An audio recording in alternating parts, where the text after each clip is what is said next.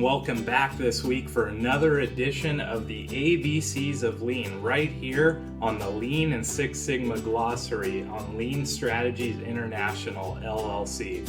Well, this week's term is bottleneck. Now, a bottleneck is different from a constraint. Two different things. So if you want to learn more about a constraint, you'll have to come back each week until we get to that term. But this week, we'll outline the term bottleneck. But what is a bottleneck? Well, a bottleneck is the term used for any function, department, resource, or facility whose needed capacity is less than the demand being placed on it. Now, there's some cool examples on the Lean and Six Sigma glossary, and we also have available for you a couple of different recommended readings from the Theory of Constraints master, Dr. Gold.